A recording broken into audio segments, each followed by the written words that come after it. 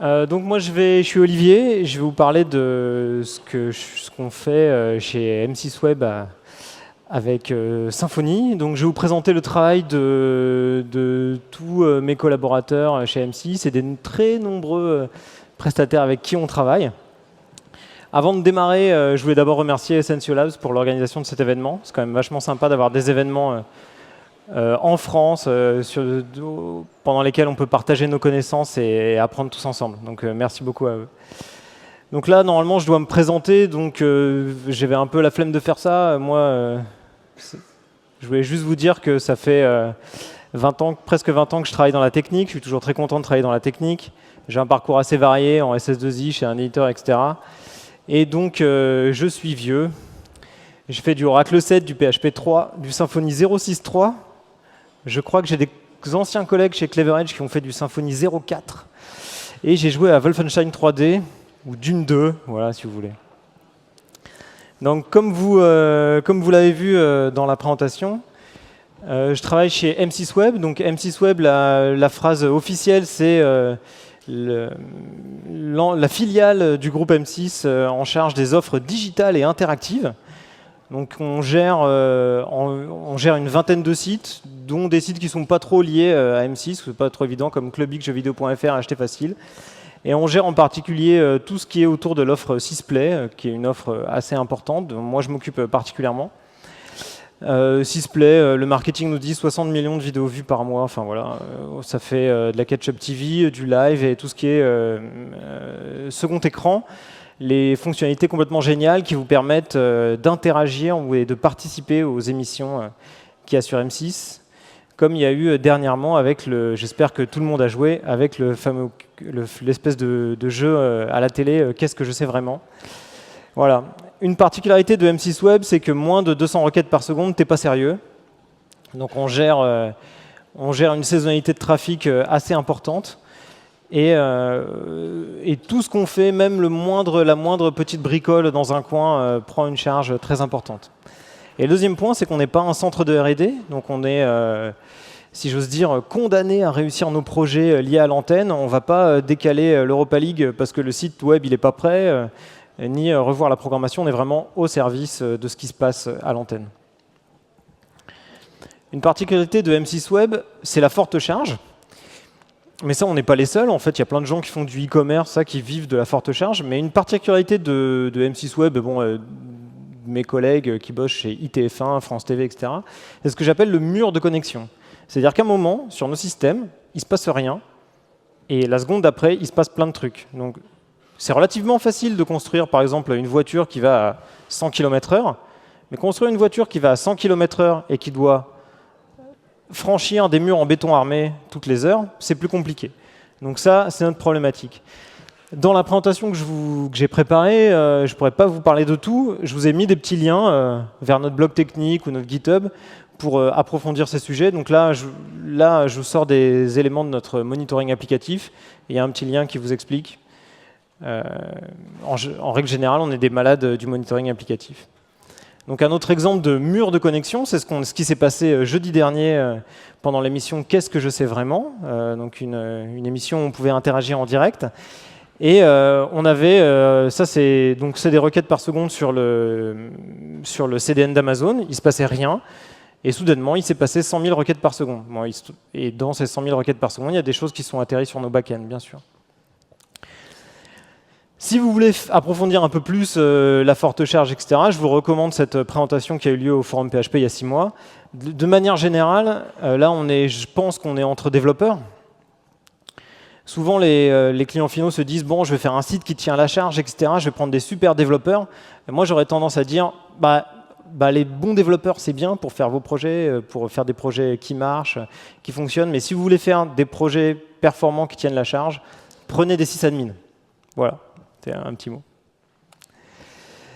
L'autre particularité chez M6 Web, c'est qu'on a plus de projets que de développeurs. Bon, ça, on n'est pas les seuls, mais on a plus de projets que de développeurs. Et puis, littéralement, on a plus de technologies que de développeurs. Donc on a naturellement du Symfony 2 et puis on a tout un historique de choses, du Zen Framework, etc. On gère plus de 300 repositories Git. On a du PHP en production de 5.2 à 5.5. Quand la 5.6 ou la je sais pas quelle version va sortir, c'est sûr qu'on l'aura en production, mais c'est sûr qu'on aura encore du 5.2. On a éradiqué PHP 4 il y a 2 ans et demi, je crois, enfin, quelque chose comme ça. On a différentes versions de MySQL, etc. Donc ce qui fait qu'en plus de toutes ces contraintes, on a cette variété de technologies-là. Entre nous, qu'on ne m'explique pas qu'être développeur, c'est de plus en plus facile. Moi, je trouve que c'est de plus en plus difficile, avec notamment toute une palette énorme de technologies qu'il faut maîtriser. Un bon exemple, c'est Sysplay. Sysplay, ça a l'air simple. Sysplay.fr, je vois un site en full flash, on trollera après là-dessus, qui démarre. Et c'est facile, je regarde des vidéos, j'ai un live, et puis voilà. Bon, Sysplay, c'est disponible sur, je les ai comptés dernièrement, c'est disponible sur 44 plateformes. C'est disponible sur Xbox One, par exemple. C'est disponible sur Kindle Fire. Donc sur iOS, Android, c'est disponible sur votre TV connectée Sony. Voilà. Bon. Et rien que la déclinaison de l'offre Sysplay, moi, j'ai pas 44 développeurs. En fait, à vrai dire, j'en ai pas 5 ou 6 par là. Donc, pour gérer Sysplay, on est confronté à ça.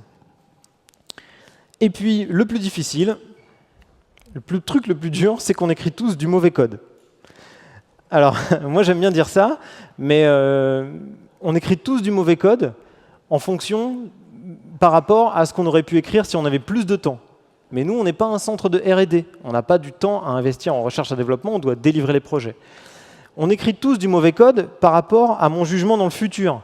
Moi, j'ai fait énormément de Symfony 1, et j'adorais Symfony 1. Quand j'ai découvert Symfony 06, ça c'était fantastique. J'avais fait des frameworks en PHP 4. J'utilise beaucoup Sigul, je ne sais pas si quelqu'un connaît ce truc-là, mais en PHP 4. Et là, je découvre Symfony 06, c'était complètement fantastique. Et maintenant, quand je vois ce qu'on fait avec Symfony 2, on se dit, oh, ok, c'était peut-être pas génial, etc. On écrit tous du mauvais code. Et encore pire, on doit, M6 Web, dans notre contexte bien spécifique, éviter absolument le syndrome « j'écris un bout de code, je le mets en prod, ça a l'air de marcher ». Et j'écris un bout de code à ma façon. J'écris un bout de code dans mon idée, en fonction de mes connaissances actuelles et de ce que je veux faire. Et c'est pour ça qu'on a décidé d'utiliser Symfony. On n'a pas utilisé, on a décidé d'utiliser Symfony parce que on l'a utilisé pour le framework full stack, contrairement à ce qu'a dit Fabien Potentiel. On n'a pas pris des petits composants, on a directement utilisé le full stack. On a utilisé le framework full stack justement pour se dire, maintenant, on fait plus de PHP. On fera plus de PHP. On va bientôt, bien sûr, vivre avec tout notre existant. On fera plus de PHP. On fera du Symfony et on fait que du Symfony. Le but, c'est qu'un nouveau développeur qui arrive, qui ne connaît pas le contexte métier, qui peut être relativement complexe, qui n'a pas vraiment les contextes de charge qui peuvent être de tenue en charge qui peut être relativement importante, ce développeur-là, il comprenne relativement rapidement comment fonctionne notre stack. Et pour faire ça, à partir du moment où on avait décidé ça, on avait décidé d'utiliser Symfony, on s'est au-dessus de Symfony, on a commencé un tout petit peu à s'outiller. Donc ce qu'on a fait, le premier point, c'est qu'on a fait je ne sais pas comment le décrire, on a fait un projet Starter Kit. C'est-à-dire qu'en plus de se dire, on ne fait pas de PHP, on fait du Symfony, on fait du Symfony M6 Edition. On fait un Symfony, pas du tout tweaké, en fait c'est un Symfony 2.3 normal, mais avec du paramétrage qui nous convient, qui est propre à nos besoins. Et on a dès le départ,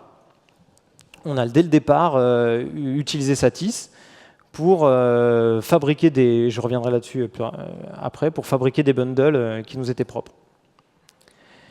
Et puis c'est bon, on avait fait ça, on avait donc tout notre existant complètement procédural, divers et variés, ou en Zend, ou en choses comme ça, et on s'est dit, ouais, super, on va faire du Symfony 2 maintenant.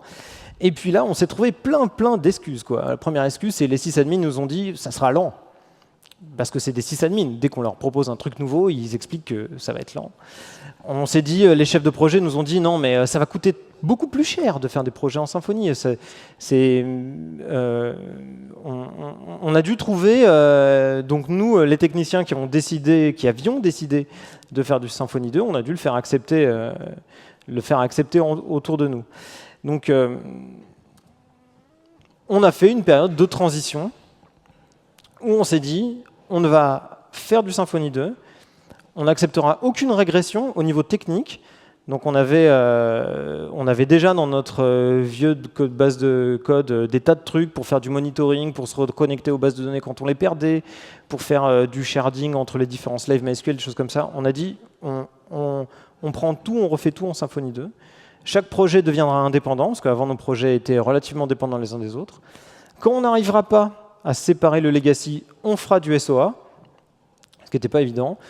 Et puis donc on a eu cette approche-là aussi qui est un peu particulière, qui n'est pas forcément la bonne, mais c'est celle qu'on a utilisée. On a mis Symfony 2 en premier dans la stack. C'est-à-dire que l'approche très basique pour migrer un vieux projet dans un projet Symfony 2, le vieux projet, on le copie-collé dans le répertoire web de Symfony 2, on bricolait un peu les virtual hosts, et on mettait Symfony 2 en premier dans la stack.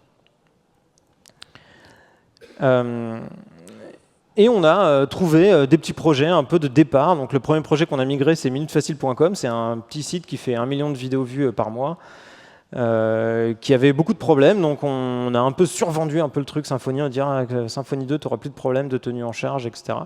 Et on a fait cette transition. Et ensuite, on a fait des briques au niveau de clubic.com, Clubic Pro notamment. Et donc, si vous êtes à Lyon fin juin, vous pouvez venir au PHP Tour et mon collègue Kenny vous parlera de cette période de transition en particulier. Et donc, on est amoureux de Symfony. M6 Web est amoureux de Symfony depuis 18 mois. Donc, c'est pas très long, on aurait pu s'y mettre avant, mais c'est pas mal. Pourquoi on aime Symfony 2 ? On aime Symfony 2, premièrement, comme j'ai expliqué, parce que ça donne un cadre, framework full stack à notre développement. On se pose beaucoup moins de questions. On aime Symfony 2 parce que c'est un framework HTTP. Ça, je trouvais que c'était même pour Symfony 1 en fait. C'est hyper important pour nous pour dialoguer avec nos caches HTTP dans notre contexte de forte charge. Le fait de faire de la configuration dans les contrôleurs est aussi un point très intéressant. Le routing, le fait de pouvoir lister toutes les routes et d'avoir des capacités de routing très puissantes dans Symfony 2 aussi, est un point qui nous a fait adopter le framework. Le service container, pas vraiment, parce qu'il est super bien développé, super performant, enfin je pense qu'il l'est, mais pas vraiment pour ça. Le fait qu'il y ait une approche orientée service dans Symfony 2 est très intéressante, ça évite à des développeurs qui sont par exemple des prestataires qui vont venir, qui vont partir, de faire des choses qui n'auraient pas de faire des choses dans les contrôleurs de Symfony 2 qui auraient plus l'objet à être au sein de services. Voilà. Les bundles, parce qu'on s'était dit grâce aux bundles, on va partager au sein de M6 Web, on va partager notre code. Et puis surtout, Symfony 2, on trouvait plein de gens géniaux autour. Donc il y a un éditeur Sensio Labs et puis beaucoup de sociétés de services, un écosystème très riche, très vivant en France, notamment à Lyon où M6 Web est installé. Donc là, je vous donne un exemple que vous connaissez tous de configuration d'un contrôleur, mais il faut savoir que le fait de lire ce contrôleur et de se dire tiens, cette route-là, elle a un cache à 1 seconde, comme ça, immédiatement, sans avoir à faire, je sais pas quoi, curl-il de cette route-là, lire les headers, etc. Par rapport à ce qu'on avait avant, c'était pour nous une vraie avancée. Et dans le cadre de nos travaux, on a fait énormément de bundles. Ces bundles, on les a mis dans un repository Satis. En fait, on a 2 repositories Satis. On a un Satis pour nos bundles à nous et un Satis pour le bundle des autres. Et je voudrais faire un petit sondage.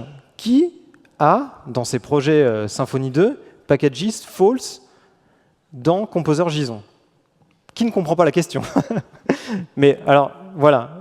Thomas, des gens comme ça. Voilà. Donc les autres, c'est pas bon en fait. Les autres, si vous n'avez pas packages false dans le Composer JSON de vos projets, le jour où GitHub ne répond pas, le jour où votre interconnexion avec GitHub est morte, vous ne pouvez pas mettre à jour vos projets sur votre machine de dev, vous ne pouvez pas déployer des nouvelles VM, vous êtes foutu. Moi, je serais votre patron, je râlerais fort. Donc, on a pris ce problème, on a documenté un peu la façon dont on a pour le résoudre. Il y a d'autres façons qui sont aussi intéressantes. Mais il faut, si vous avez des projets qui sont en production et dans le composer.json de ces projets, il n'y a pas packages2.false, vous avez un problème. Donc on a fait beaucoup de bundles, on a open sourcé quelques-uns. Ah oui, alors il y a une petite signalétique quand Chuck Norris, quand c'est pas bien, Chuck Norris il veut vous taper. Quand c'est bien, Chuck Norris il vous dit comme ça, en bas à droite de mes slides. On a fait pas mal de bundles, on essaie de les open sourcer. C'est très dur de faire des bundles open source finalement en fait. On se rend compte que produire de l'open source c'est pas évident. Et donc je vais vous en parler de quelques-uns qui me semblaient intéressants. Le premier, c'est le bundle StatD. On est des malades du monitoring. On monitore énormément de choses avec StatD et Graphite. Ça nous permet de garder les yeux ouverts sur la prod. Le bundle qu'on a fait, il en existe d'autres qui sont aussi bien.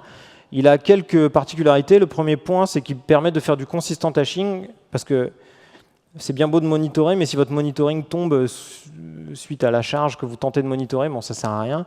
On peut faire du consistent hashing entre divers serveurs StatD.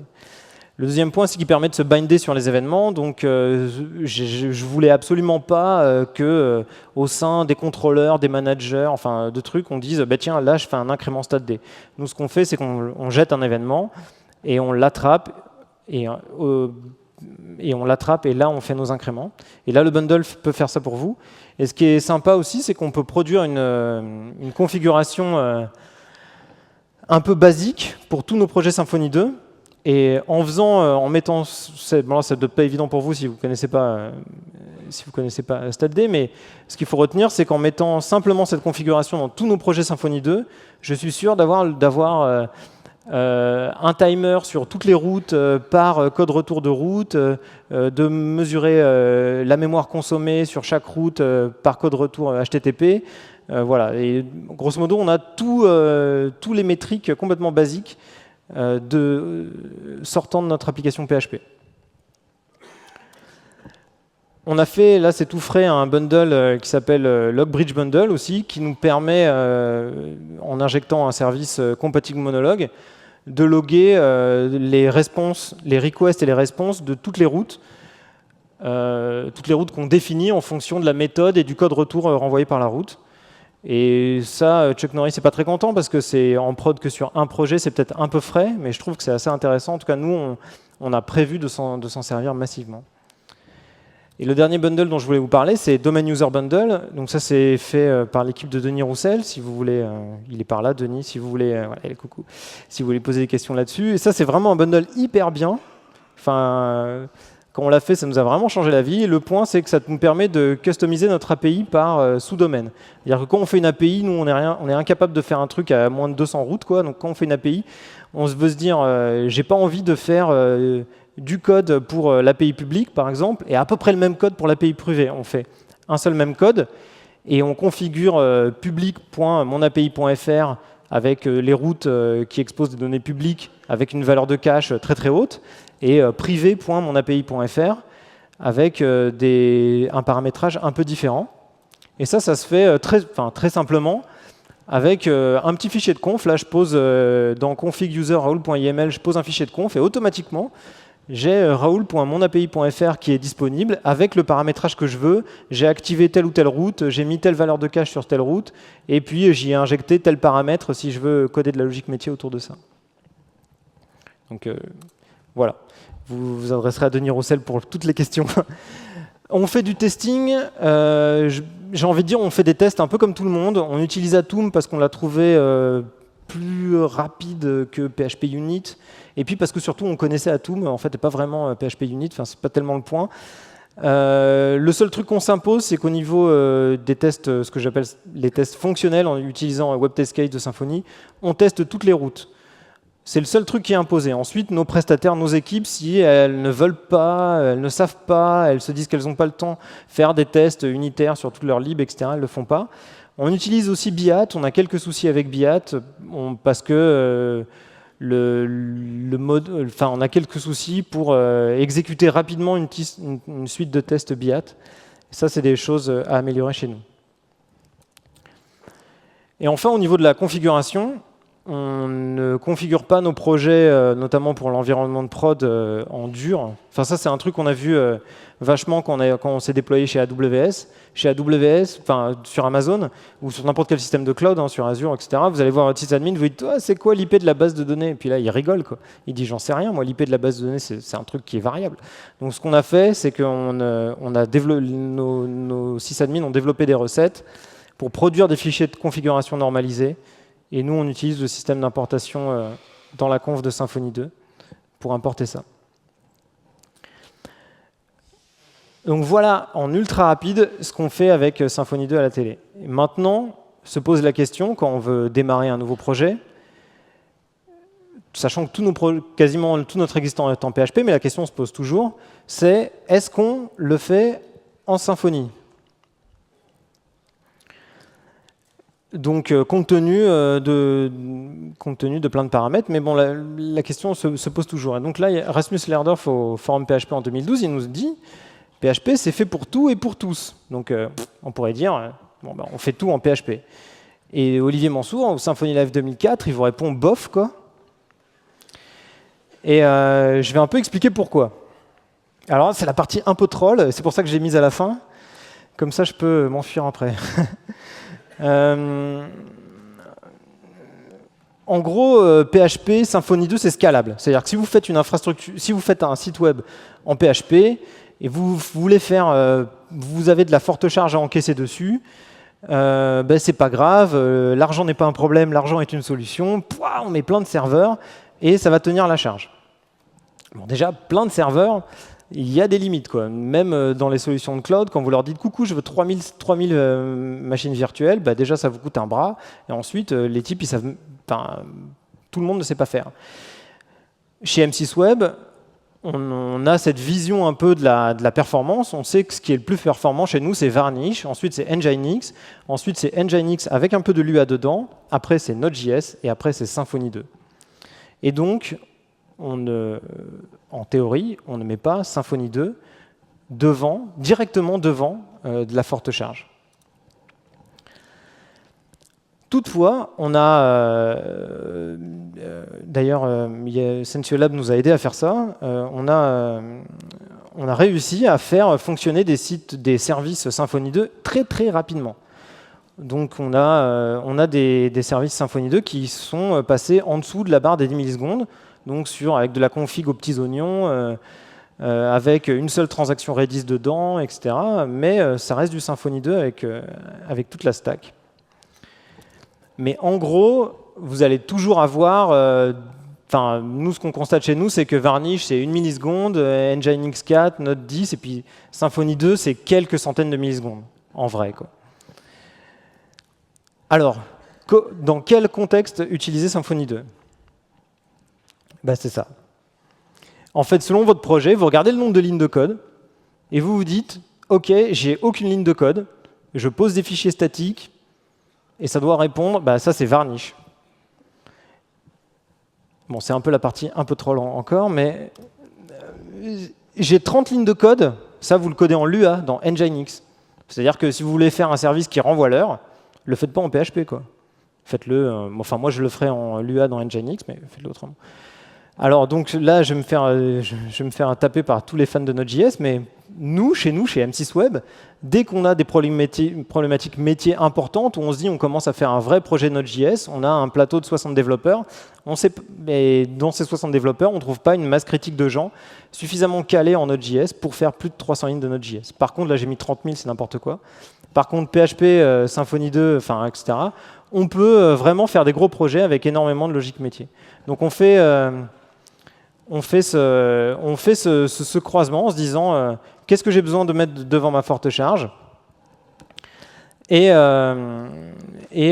quelle est l'ampleur de ce qu'on doit faire en termes de logique métier, et on essaye de composer avec tout ça. Et enfin, dans tous les cas, moi je vous conseille systématiquement, quand vous faites du dev, de faire des tests de charge. Donc là, c'est les outils que j'utilise, moi, perso, sachant que je ne suis pas sysadmin, je suis développeur. J'utilise Siege, c'est pratique. Si j'ai besoin d'un peu plus de puissance, je vais utiliser Bees with Machine Guns. Enfin, c'est C'est des tests, c'est des petits agents qui vont créer des machines EC2 pour faire des tirs de charge un peu plus forts. Mais rien qu'avec Siège, finalement, on a assez d'habitude. Et donc, on a développé un petit outil aussi pour faire du benchmark avec Node.js. Mais ensuite, si vous voulez vraiment faire ça, c'est des outils d'amateurs. Et par exemple, le test de montée en charge, c'est comme la chirurgie, il ne faut pas le laisser aux amateurs. Et donc, si vous voulez faire du vrai test de montée en charge, achetez une prestation de testing sérieuse. Donc, un point sur l'architecture. Nous, ce qu'on fait, c'est qu'on amortit tout sur un cache. Tout. Même une seconde de cache, ça change la vie. On essaie de ne pas se coupler à une architecture non scalable. Si vous avez un point de votre architecture qui ne va pas monter en échelle, on travaille dessus. On compose avec la WebPerf. On préfère faire plusieurs petites... J'ai un petit exemple là-dessus, je ne sais pas si j'aurai le temps de l'exposer, mais on préfère faire plusieurs petits appels. Peut-être compliqué pour le client, pour l'appli mobile, pour la personne qui consomme votre API, pour le site web, mais on préfère faire plusieurs petits appels performants versus un gros appel, très simple du point de vue du client, mais qui ne va pas être performant. Et enfin, on fait beaucoup de SOA. Donc c'est là, Denis, où je parlais de toi. Parce qu'on fait beaucoup de SOA, on fait du REST. REST, c'est super. REST, ça permet de donner de la prédictibilité à votre API. Ça permet de l'utiliser facilement. Mais chez M6 Web, REST ne doit pas être une contrainte ne doit pas être un obstacle à vos projets, notamment pour la tenue en charge. Et donc, on a fait des trucs horribles où tous les ayatollahs du REST, ils nous ont lancé des fatwas. On a mis, par exemple, on a versionné nos contenus, quoi. On a versionné nos contenus. En effet, c'est pas REST, mais c'est ce genre de truc, ce truc-là qui nous permet de tenir la charge sur un cache HTTP. Donc un exemple de refactoring, c'est un bout du schéma de notre système qui gère le second screen. Avant, on avait un truc tout simple. En bas, on avait plein de contenus, plein d'événements, etc. Et puis on avait un gros appel qui montait vers les devices, un appel qui était difficilement cacheable, qui était compliqué à calculer et qui nous posait plein de problèmes. On n'aurait jamais pu faire 500 000 users jouant à qu'est-ce que je sais vraiment les 4 jeudis derniers. Et ben, ce qu'on a fait, c'est qu'on a complètement splitté ces appels. On a séparé nos contenus, on a dénormalisé les calculs de timeline. On a un peu compliqué la vie de nos clients. On a un peu ralenti nos applications, c'est la vérité. L'application était plus lente, mais par contre, elle a tenu la charge beaucoup plus loin qu'avant. Un site web, ça doit être rapide. Vous connaissez la remarque de Steve Sanders, la performance d'un site web, c'est un peu comme si quand votre femme vous demande si elle n'a pas l'air trop grosse dans sa nouvelle robe. En fait, quoi que vous répondiez, si vous répondiez trop tard, vous avez faux. Donc un site web, ça va être rapide. Et ça fait partie de comment, un site web, un service web, ça fait partie ça doit vraiment être au cœur de son ADN, sa performance. Par contre, ça doit être rapide tout le temps. Ça doit être rapide tout le temps. Donc, nous, ce qu'on accepte, c'est vraiment de se dire, OK, on perd un tout petit peu de performance, mais on gagne, on perd un tout petit peu de rapidité, pardon, mais on gagne un petit peu de performance parce qu'on sait qu'on va pouvoir emmener cette architecture beaucoup plus loin avec beaucoup plus de users. Je citerai un grand philosophe pour terminer. Un jour, Justin Bieber tweetera l'URL de votre site. Peut-être. Ou pire, Dominique Chapat en parlera un dimanche matin à la télé. Un jour, il va vous arriver ce genre de truc comme ça. Un jour, vous aurez du succès, votre business va exploser, etc. Si vous n'avez pas pris en compte ces petits points, si vous n'avez pas fait des développements, si vous êtes enfermé dans le développement non performant et non scalable, mais vous serez embêté.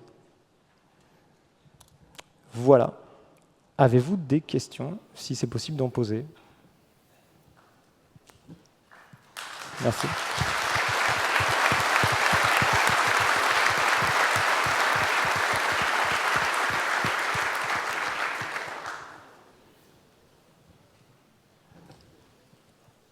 Non, pas de questions, si. Une question là-bas, je crois.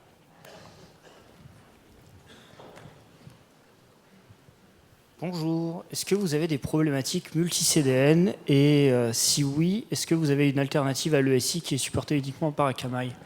Alors nous, on n'utilise pas l'ESI, parce que l'ESI c'est trop lent. En fait, quand on sert un ESI, si votre page elle contient 10 autres ESI, notamment Varnish et Akamai, vont servir l'ESI de manière séquentielle. Et ça ne nous va pas.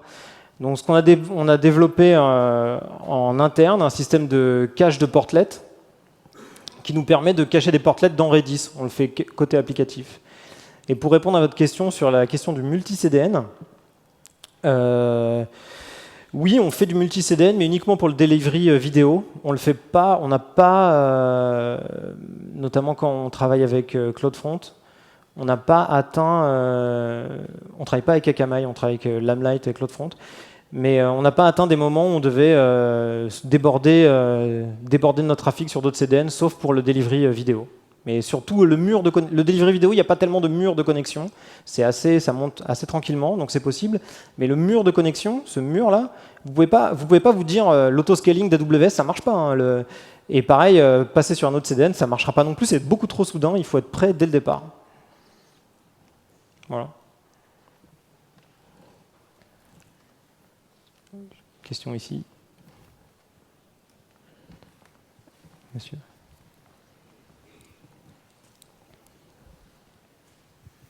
Oui, bonjour. Vous parlez des Bonjour. contrôleurs configurables. Vous avez pris l'optique d'avoir des contrôleurs comme service ou pas? Franchement, on n'a pas de directive par rapport à ça. On n'a pas. Je ne crois pas qu'on le fasse, mais j'ai pas de conseils à vous donner au niveau de la performance ou de la scalabilité de ce pattern-là. En tout cas, chez nous, on ne donne pas de directive à nos développeurs, à nos partenaires pour dire faites-le ou ne le faites pas. Y a-t-il d'autres questions?